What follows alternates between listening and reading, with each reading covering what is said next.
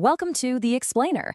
Today, we're putting you right in the shoes of a data architect. Your mission, if you choose to accept it, is to take chaotic, overflowing information and organize it into sleek, highly efficient systems using some very specialized tools. We're going to completely master the art of constructing tables for relational databases. I mean, really think about this for a second. How does a massive school manage thousands of students, dozens of courses, and literally countless grades without losing a single vital data point? If you're picturing some giant, messy spreadsheet where all this data is just kind of dumped into flat and never-ending rows, well, you're basically looking at a recipe for disaster. The real secret here lies in moving totally away from that flat data and stepping into the beautifully structured world of relational databases. Okay, let's dive into this. Here's our roadmap for today's explainer. First, the relational database core. Second, primary and foreign keys. Third, composite versus concatenated keys. Fourth, protecting your data integrity. And finally, putting it into practice. We'll break all these complex concepts down into logical, super easy to understand tools. So let's kick things off with Section 1, the relational database core, and how we establish order out of chaos. And what we're looking at here brilliantly illustrates the magic of that core. See, this isn't just some digital filing cabinet. It's a dynamic web of relationships.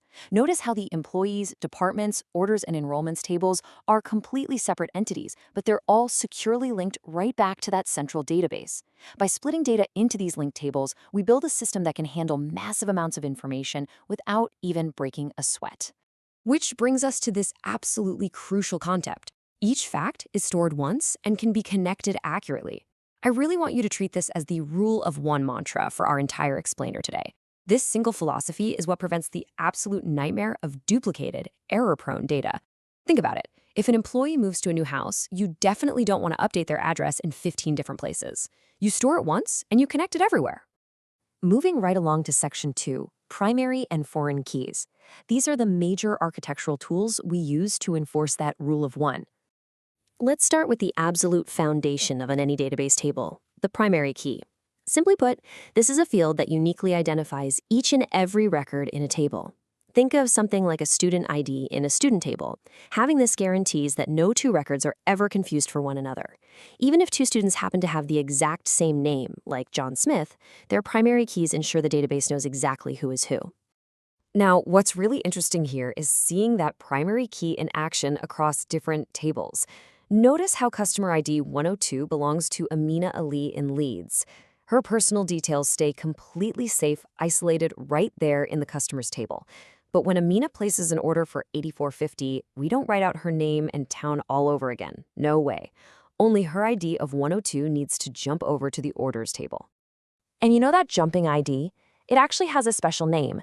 That is our foreign key in action. A foreign key stores a value that perfectly matches a primary key in another table. It basically acts as a digital bridge pointing straight back to the original record. This totally solves the terrible problem of having to type Amina Ali Leeds into every single order she ever makes. We just drop in the foreign key and boom, the relationship is established. All right, Section 3, composite versus concatenated keys. Now pay attention, because this is a notoriously tricky concept, and it's a classic trap for students taking their IBDP exams. Take a close look at this enrollment setup. We have student 1004 taking a biology course, and they're earning a grade A. But here's the puzzle. A student obviously takes many different courses, and a single course has many different students in it. That means neither the student ID nor the course ID is unique on its own here. Student 1004 is going to appear multiple times for different classes. So what do? Well, they have to team up. Together, the combination of student ID and course ID creates a unique identifier for that specific grade. So the absolutely crucial point here is understanding the difference in how we handle these combinations. A composite key, like the one we just looked at, keeps the fields completely separate, but the database checks them together. That way you avoid inventing unnecessary new IDs. On the flip side, a concatenated key literally jams the values together into a brand new text string, like taking a branch code, a year, and a serial number, and smashing them into LDN 2026-0045. And I gotta give you a quick warning here. Be very careful with concatenated keys. Sure, they might look nice and human-readable, but what happens when a business inevitably decides to change its fixed code format? You are looking at massive, headache-inducing updates across your entire system. Ask literally any developer, and they will vent to you about the nightmare of trying to search and sort through mashed up text strings compared to just using simple, efficient numeric keys. Which leads us perfectly into Section 4, protecting your data integrity. This is really the ultimate reward for setting things up correctly. Because when you architect your tables clearly and consistently using these tools, incredible things happen. You get way fewer duplicates. You guarantee valid relationships, meaning an order can't accidentally be assigned to a customer that doesn't even exist. You get incredibly accurate query results, and making updates becomes an absolute breeze. A correct structure actually helps the database management system automatically protect the quality of your data, so you don't have to sit there and manually police it. Let's move to our final section, Section 5, putting it into practice.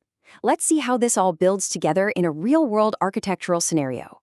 Check out this setup for a school library. If you follow that line, the one that looks like a 1 to an infinity symbol, it beautifully maps out a one-to-many relationship. It proves exactly how one single book from the books table or one single borrower from the borrowers table can connect to endless loan records. And they do it simply by utilizing those foreign keys inside the central loans table. It's clean, it's logical, and it perfectly protects the data. Now, to wrap up our explainer today, I want to leave you with a bit of a provocative exam-style scenario. Imagine a developer just ignores everything we just talked about. They decide to store a customer's town and phone number in every single order record, instead of using a separate customer table and a foreign key. I mean, think about it. What kind of absolute chaos is about to unfold the very moment that customer moves to a new town or changes their number?